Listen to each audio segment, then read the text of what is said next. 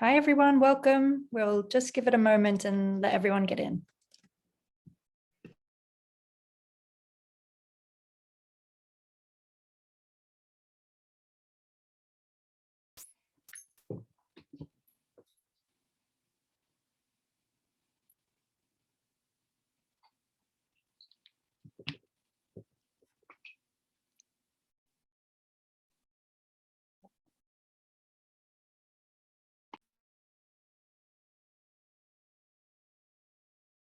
Okay, let's get started. Welcome, everyone, and thank you for joining us again today. My name is Shannon Ganem, and I'm the Global Education Director at Magnum Photos. And with my colleague, Pauline Vermeer, Cultural Director at Magnum Photos New York, we are your hosts for the Beyond Magnum series.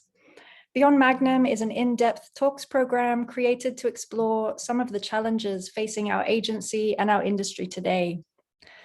Through this series of free talks in chapters addressing archives, representation, and the future of photography, speakers will share thoughts and engage in debate across a range of issues. Each section will be led by respected figures from the world of photography, and speakers will range from practitioners to academics to subjects of photographs. Recordings from Chapter 1 and Chapter 2 can be found on the Beyond Magnum page and on the Magnum Photos YouTube channel, and you can hear more from our president, Olivia Arthur, about the aims of the program in the first session. A little bit of housekeeping quickly before we kick off our final day of talks in this program. Today's event is being hosted via Zoom webinar. Please put any questions you have for our speakers in the Q&A box or the chat, and we can try and answer as many of these as we can. We recognize that this series of events will likely raise more questions than answer them, and that is it's the beginning of a conversation. So we thank you for your contributions to that dialogue. You'll be seeing more from us following this program about how we will take that dialogue forward for us as an agency and as part of a wider industry. And with that, I'll hand over to Pauline to introduce our chapter co-chairs, Fred Ritchin and Zara Rasool, and I'll ask Fred to join us on screen as well also. Thanks, Pauline. Thank you, Shannon. Welcome, everybody. Welcome, Ellen, and hello again, Fred. Thank you so much to Fred Ritchin and to Zara Rasool for moderating, co-chairing this final chapter towards the future for photography. This is the first talk of the last day. We're going to be talking about photographing children and ethical perspective with Ellen Tolmie here. And so I will leave it to Fred to introduce Ellen, and then we'll have a conversation. They will have a conversation until I think we're ending this session at 9:45. Thank you so much, Ellen and Fred, and off to you. Thank you. So Ellen, you could join us, please. She's Ellen Tolmie is a photography, film, and essay documentarian. She worked as an editorial magazine photographer in Toronto and documentary film in New York, and as a photographer in Bogota before directing the UNICEF photography for 23 years at the New York headquarters. At UNICEF, she coordinated global image acquisition and distribution, created ethical and technical guidelines on the creation and use of images made by contracted professionals, staff, and children, and produced, wrote, and edited numerous photography essays, mini documentaries, and multimedia pieces on international development and rights issues. She also collaborated with photographers and child protection specialists on organization-wide policies to protect the names and visual identities of children at risk of stigma or greater harm when telling their stories. And Ellen and I worked together on the end of polio. It was a global attempt to eradicate the disease with photography by Sebastião Salgado in coordination with UNICEF, the WHO, Rotary, and the Centers for Disease Control. Most recently, she returned to Toronto in 2014, where she works on varied projects, including co-directing Dancing Darkness, a documentary on the making of a contemporary dance that world premiered at New York's 2020 Dance on Film Festival and nationally at Montreal's 2021 Festival International du Film sur l'Art last year. So Ellen and I will be talking about ethical perspectives for photographing children based upon her vast knowledge from working 23 years at UNICEF, which is dedicated to protecting the rights of children. So Ellen, why don't you get started with the first presentation and then we'll discuss. Okay, thank you very much. Everybody can hear me, yes? Yes. Yes. Great. I want to thank Magnum very much for this series in response to the controversies of the year before, both in relation to depicting vulnerable children at risk of further harm through images, and also in responding to the issues of Magnum's own practice in the in the broader context of the culture's tolerance for sexual harassment or worse. I think these two issues are connected, and I really am very pleased by the totality of Magnum's response to this, which I hope will influence the, the larger photography community. And I also think that the most critical piece of which is really foregrounding and mainstreaming the notion that photography is a collaborative work. It's not the creation of a sole artist. And this is particularly relevant in the context of children who are one of photography's most ubiquitous and least powerful subjects. So in that context, I'd like to explore tell you a little bit about the creation of UNICEF's protection guidelines. So I'm going to share my screen with my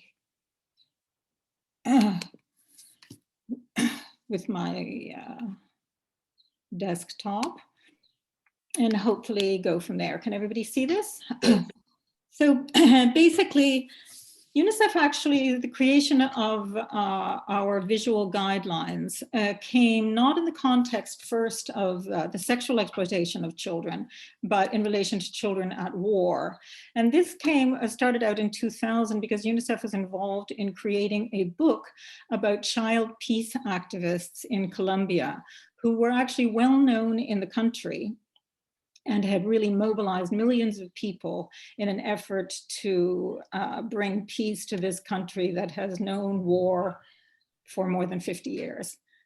But the UNICEF was concerned that even though they were well known within the media world, bringing them all together and identifying them visually could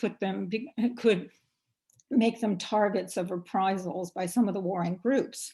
So we had to figure out a way to photograph them, but at the same time situating them in their reality.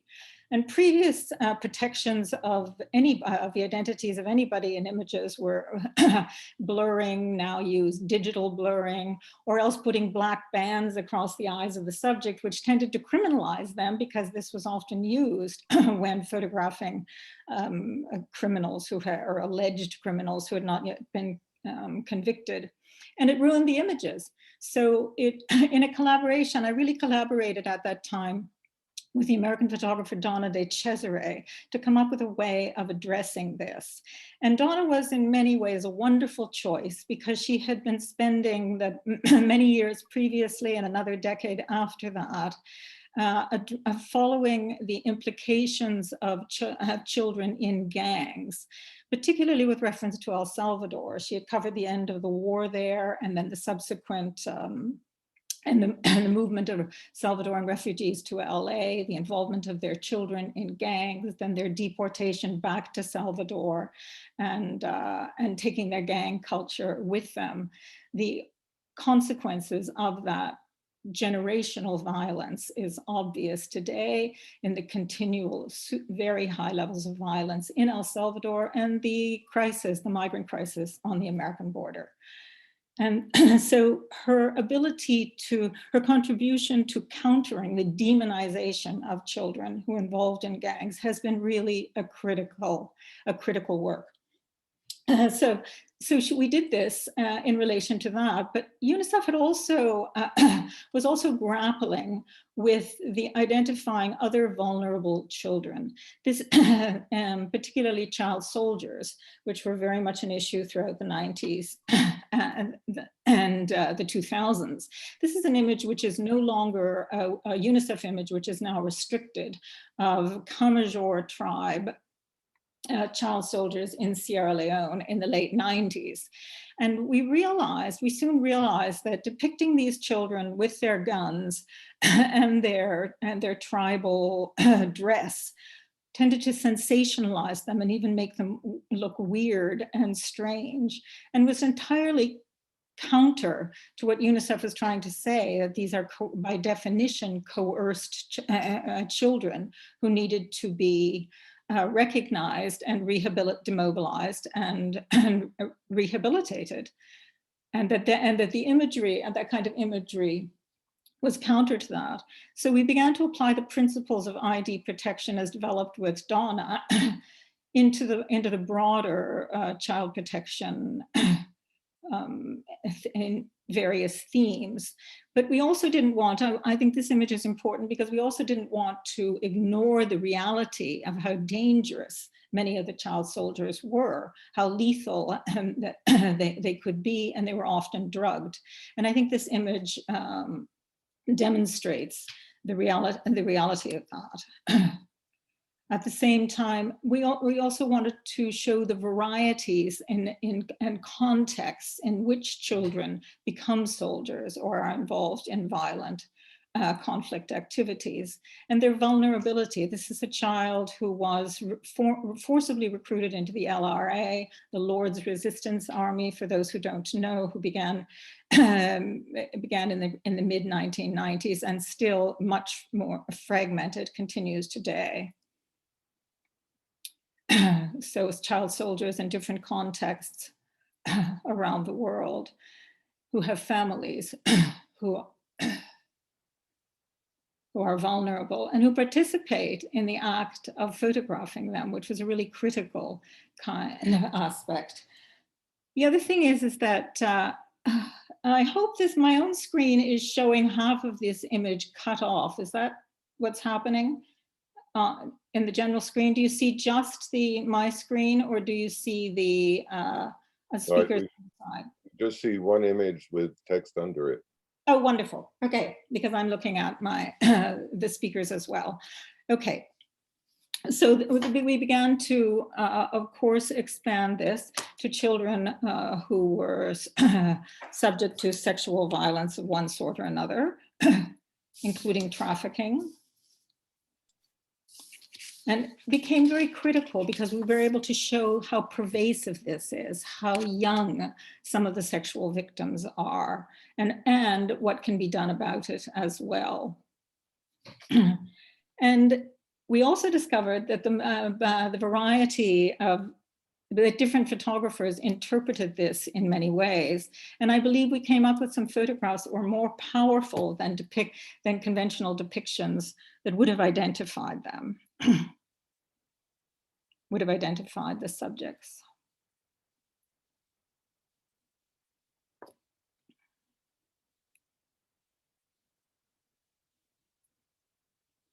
We also very much want to make the link between between any kind of violence against children and violence against women. This is obviously women in DRC, which is one of the most, where sexual violence is one of most pervasive in a war context, but it was also really brought to the fore in Yugoslavia in the 1990s with the ethnic cleansing mass rape of women there. And that any kind of violence against women obviously affects children. It's a twin disease. The other thing is, and then we also decided to protect the identities of HIV positive children. We were very concerned about this, and that protecting their identities implied a stigmatization that may not be previously there. But the reality in most countries around the world required that this was indeed the case. This is, looking at this image today, made in 2006. It was at a time when the government gave free ARV treatments to all HIV positive citizens in the country, having an enormous impact on the AIDS crisis there, in stark contrast to the breakdown in vaccine distribution in relation to COVID today, which a tragedy because the country is totally capable of doing it. And the need to affirm that AIDS continues to be a pandemic for millions of African children. The need to protect children who are charged or convicted of crimes. And also, and the reality that there are always exceptions to this rule. This is former child soldier Ismail Bea. He was actually demobilized in 1996. He was a child soldier in Sierra Leone. And he has since become a global ambassador for UNICEF on the issue of child soldiers. And so obviously he wants to, should be, and is identified. And there were other exceptions as well. For example, Romanian orphans, adolescent Romanian orphans, which became an international news issue in the early 90s, were wanted to be identified and were known throughout Romania for being HIV positive. So obviously they were also identified in image stories that we did about them. I also want to make the connection between UNICEF imagery and news reporting. This is a very famous photograph. I'm sure that you all recognize it, by Chris Hondros in 2003, one of the main iconic images that came out of the Liberian conflict, very long conflict. In fact, his name is Joseph Duo. He was always named and continues to be named as a child soldier, although he was in fact 26 years old when this photograph was made. However, he became a soldier at the age of 14. Nevertheless, I think that, and this is a fascinating image in so many ways too, because Joseph has always embraced this photograph and is happy to be identified with it. And I think that, and there seems to be little stigma in Liberia to former child soldiers or former soldiers, perhaps because the war was so widespread and lasted for so long and implicated probably everybody. But this is, but nevertheless, and he went on, he's continued to do quite well. Chris went back and met him again in 2005, helped pay his tuition to go back to school. He became a trainer in police forces. And in 2017, the New York Times wrote a story that he was running for a government position. I don't know what happened after that. But I think that it's important. Nevertheless, the power of this imagery, I think, is critical and extreme to reporting on that conflict. But nevertheless, I think we still have to recognize its impact in terms of a global visions of Africa and the reinforcement of cliches in reference to it. There are also, last exception that I want to end with is in relation to people who choose to be identified. Obviously, this girl who was molested by her father, then pimped out to other men and died at the age of 12 can be identified because she's dead. But her mother and sister insisted also on being identified. Her father and others were in prison at the time this photograph was made, but they are at risk, or they were at risk at that time. Nevertheless, they wanted to speak out, and so we agreed that they would be identified.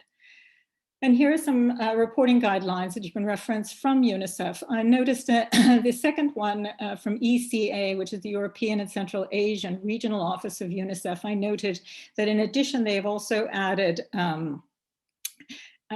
recommendations to protect the identities of children, refugees, or asylum seekers, no doubt a response to the current refugee and asylum crises infecting Europe and the world. So that's all for that. Okay, so let me just follow up with a couple of questions. We're talking about vulnerable children. What is a vulnerable child? Are not all children vulnerable? How do you differentiate there? Yes, absolutely. All children are vulnerable. The definition in terms of protecting identities is actually vulnerable children at risk of stigma or additional harm if they're being, if they are identified either visually or by name. And that would be children who are HIV positive, former child soldiers. How does the category go? Victims of sexual abuse, charged or convicted of a crime, and and then also other contexts, which can be other particular contexts that one might encounter. But those are the four major categories that UNICEF requests, and that are part of global UNICEF policies. And I know that when Donna de Cesare worked, you know, the idea was the reader didn't even notice that the faces were not being shown because she was very good at getting a sense of the child's personality without showing the face there. Did UNICEF or would UNICEF ever consider using a software like a Photoshop to erase the faces, or did you have a policy never to do that? Well, I certainly had a policy never to do that. I don't know. I think that I think it's completely unnecessary. I think that I think that also the issue of UNICEF credibility, of the power of photography to advocate, dictates that an image that is not digitally manipulated in that kind of way, that represents a real situation at a particular moment, is far more convincing than one that is manipulated. So no, I mean, I think there may have been occasions where that happens, but it's certainly not a policy that I would ever recommend. And how did UNICEF deal with the issue of informed consent? There's a lot of talk about what's the difference between, how does a child make an informed consent to be depicted? Well, legally speaking, of course, informed consent is required from the adult, either the parent or other guardian of the child at the time the image is being made. And but I think that, so that legally speaking, an adult has to do that. However, I think that many people have underestimated the ability of children to understand the implications of what is happening to them, including in the making of images. And there is a way to to help them to participate and to understand in that process. And this also doesn't, I mean, every time a photographer looks at a child or any subject, there is often, and the child looks back or the subject looks back, there is an implicit exchange of either consent or not. And I think that has to be and is very valid in many circumstances. With regard to accessing children who are in protected environments or who are at a high risk, there has to be a more formalized consent if they are going to be identified so that they can understand that. But I think that in general, children's capacity to understand what is happening, which very much showed up in the making of the images. They wanted, many photographers reported that they felt reassured and more willing to tell their stories when they were participating in creating an image in which their identity was protected. When you're talking about implicit consent, for example, a photographer sees a child, the child seems to be okay with being photographed. Does that have to involve talking to the child, or somehow does the photographer know just by the look of the child that it's okay? I think both. Yes, I think the experience of photographers, and certainly my experience, and I'm sure every single documentary photographer will say so, the nature of the relationship with the subject, is one where there are all kinds of visual signals and conversations that are happening between them. There's a famous, and going back to the famous Robert Capa dictum, if your photographs aren't good enough, it's because you're not close enough. And that has to do also with the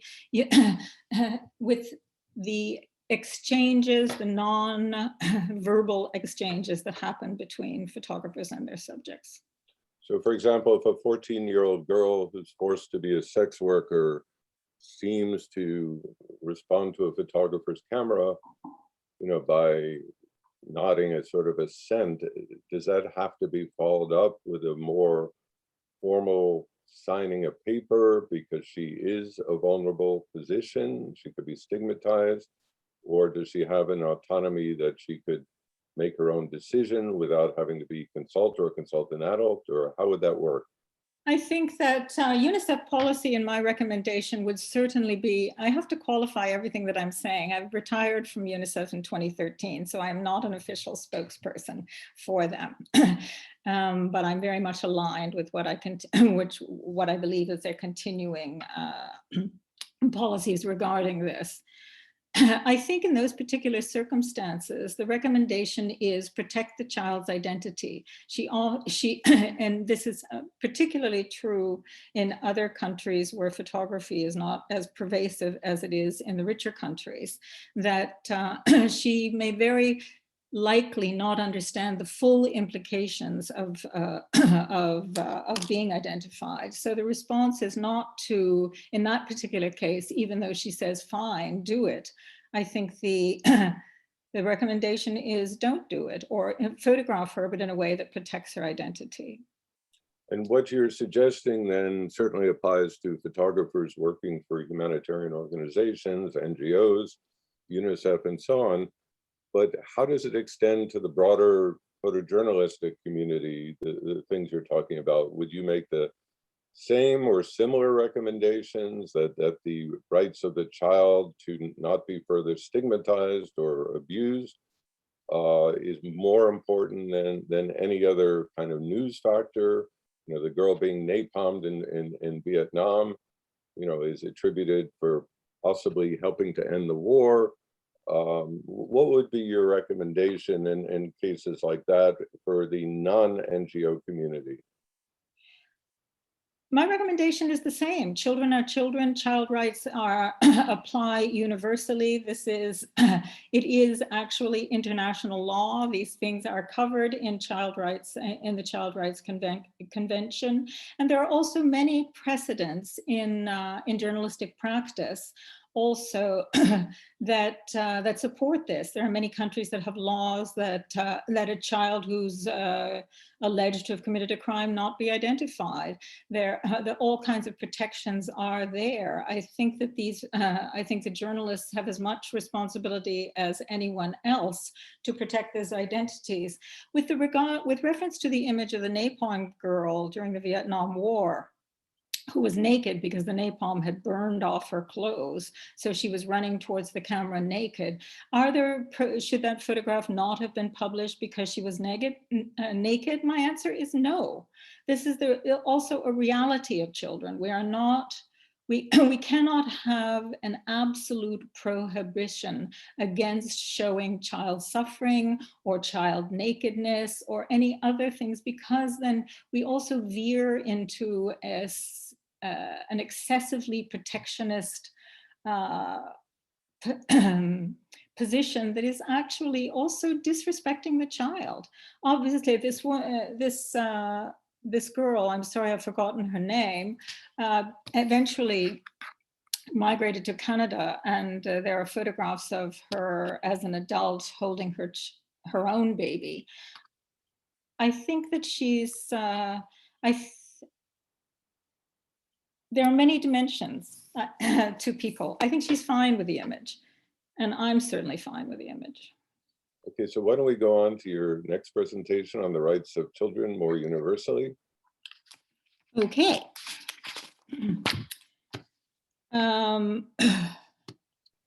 Thank you. I'm going to share my screen again.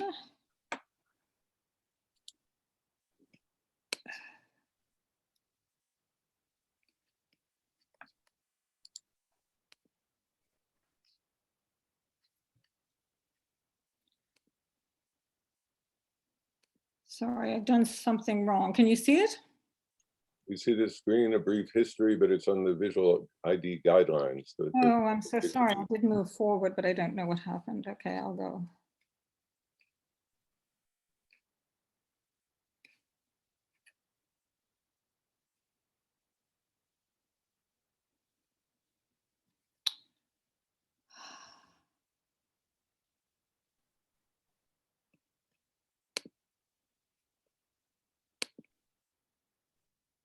This is where we should. You're fine. Okay. It's been 30 years since the UN Convention on the Rights of the Child has become international law, became international law in 1990. It was adopted by the GA, the General Assembly, sorry for speaking UN jargon, in 1989. And of course, like many human rights treaties, such as humanitarian laws with regard to war, the Geneva Conventions, women's rights, genocide, it is far from universally applied. I also realized that speaking to journalists and recommending that a UN convention or international law be is a guide to image making threatens to glaze the eyes of journalists everywhere. But bear with me, the opposite often happened when in UNICEF, when I suggested that journalistic ethics with regard to accuracy had to also apply in UNICEF's work, and many of them says we're not journalists. But then, so then I changed my approach and basically said that this accuracy obviously affected UNICEF's credibility and the child's rights to an identity and nationality. So I think the reverse applies as well. The CRC is truly a far-reaching, indeed, it's a radical document and a blueprint for positive change for children everywhere. In addition to, it covers what most people understand is, yes, children have a right to basic care and protection, to health and education, but the larger sense of children as complete human beings is often not really embraced. And I think that this is because rights are associated with a degree of personal autonomy that obviously children's need for care and protection appears to contradict. But rights and needs are complementary and they aren't confined to childhood. All expansions of human rights have been on behalf of people previously excluded for some reason or another from the full enjoyment of their rights. So what's this got to do with image making? I came to my own experience brought me here, and that was particularly living in Colombia for 4 years and documenting social programs for children throughout the country, which was a wonderful opportunity for me. It partly involved UNICEF I was an independent photographer, but also even though I lived in a Latin American milieu, had visited many Latin American countries, was then married to a Chilean, I was shocked by the degree to which my only prior sense of Colombia was restricted to the news headlines of its drug wars and guerrilla conflict. All of that was still very much in evidence when I was living there from 86 to 1990, which was in which that was the era of Pablo Escobar. But it also exposed for me the prejudices of being from a privileged, rich country and how one views poorer countries based on only news headlines and the way it reduced others to cliches. This othering is also in part of the inherited language of international aid, the embedded condescension of the word charity, of developed versus underdeveloped or developing countries, the absurdity of the third world designation. I love Shahidul Alam's counter to this called majority world, which is the reality that we are living in. And third world, this hierarchy, we're the first world, the second world, which for those under 40, I'm sure they don't even know what it was. It's the ex-Soviet Union and their satellite countries. And then the third world is such a condescension that the fact I was always shocked, the number of people that I met over the years from poorer countries as well, who continue to refer to themselves as third world. We have to, but I also learned that photography can contribute to countering these prejudices. The other thing that I also noticed was the extent to which the classic cliche discriminations deployed against women are also evident in how children are perceived and treated. Think of this: they're helpless, they're idealized or sentimentalized on a pedestal, while they're also being subjected to hidden, tabooed abuse. They're assumed to be ruled by emotion versus reason. They're expected to be accommodating versus assertive. They're more body than mind. They're more cute than substantive. All this is contrary to child rights, to their basic rights to not be discriminated against, and that the best interest of the individual child is the primary consideration in depictions of them and in every other aspect of how they are treated. The use of the word infantilize is a very good example of the derogatory. It's used as a derogatory, and it underscores the condescension towards children. To infantilize someone is to treat them like a child, to condescend, to imply that they are not capable. In images, the traditional male gaze vis-a-vis women is often replicated in an adult gaze vis-a-vis children, a gaze that responds more to desires and expectations of the image creator than to its subject. It's another way of not taking children seriously. Perhaps well-intentioned condescension, but condescension nevertheless. And this was very much, is very much represented in cliched images of children. This is a child in 1968 in the Biafran conflict in Nigeria.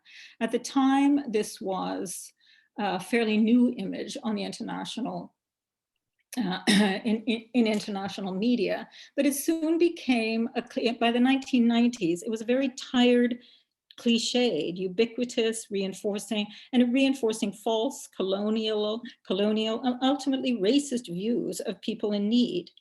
The debate against this has had a fairly positive impact, particularly in eliminating the use of images like this in the most egregious fundraising forms. And nevertheless, famines still have to be covered. I recall the 2018 coverage by Tyler Hicks in the New York Times of the famine in Yemen and its impact on children particularly. So the reporting has to continue, but the ubiquitous use of images of extreme starvation by children, especially African children, has to stop. Equally ubiquitous in the fundraising environment is the Happy Aid recipient child icon, which I think by endless repetition can also be just as objectifying.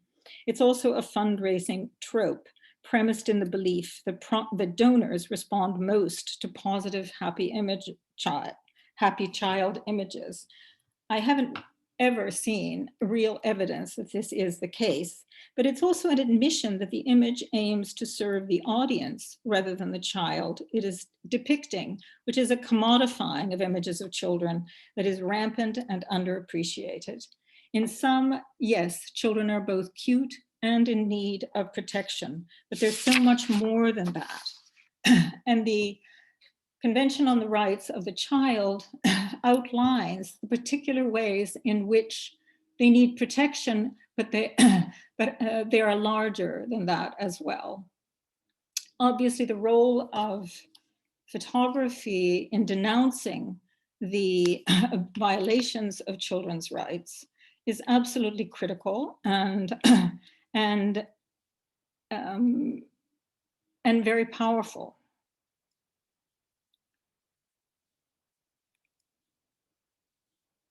In all of its forms.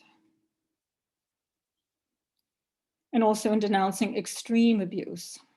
This is a child, Rwandan refugee 3 years after the genocide. Denouncing female genital mutilation, the impact of war on children. And as covered previously, all of the child protection, the visual identity protections apply to children that are actually covered by the convention. The need to protect and support recovery for child soldiers. the need to protect children against sexual exploitation. And in fact, the optional protocol, an addition to the convention, explicitly calls for the protecting the privacy and identity of child victims and avoiding dissemination of information that could lead to identifying them.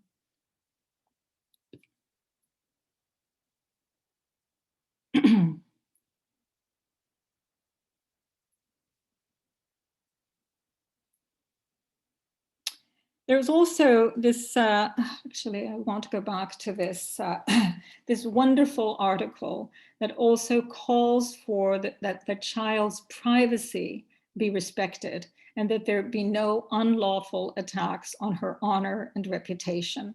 The recognition that children have the right to privacy, have the right to honor and protection could be quite evident in the situation of a child like this, but it applies across the board.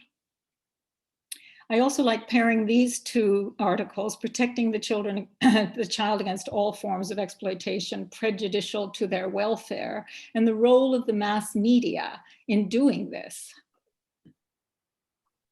So there is a way of looking, so the CRC also, of course, applies to the need for representations of children as active agents, not as passive or manipulated victims, representing children curious in a context of small world parallels. I like including this image because when the story came out a year ago in the New York Times, the essay on the COVID-19 response in a New York City hospital, it reminded me of the hundreds of images that I have seen of responses to emergencies around the world and the critical role of public health workers, of hospital workers, and of women to really make this difference, like community health workers. They are the spine of health progress. And it's this context of the representation of adults that, of course, has enormous influence on children as well. Children also have the right to expression, to seek, receive, and impart information. And this is a way that photography can help to acknowledge their agency. A child participating in ensuring that children have been immunized. School play about early marriage.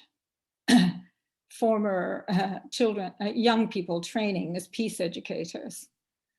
School dance on AIDS awareness. I particularly like this image because it also implicitly acknowledges the sexuality of adolescence and pre-adolescence. This is something that we should not be afraid of showing. And in fact, we should be celebrating it and children's agency in navigating their own sexuality and the world of sexuality. Also, their agency in much more dramatic circumstances. This girl, this wonderful story about Mulu, who insisted on getting tested to confirm her HIV negative status in order to annul her marriage to an older HIV positive man. Also assure that children are capable of forming their own views and expressing those views. And this is also, I'm using these images in the context of most dramatic situations. Oh my God, we're running out of time. I'm so sorry. I'm gonna whiz through this. Children's, the need for children's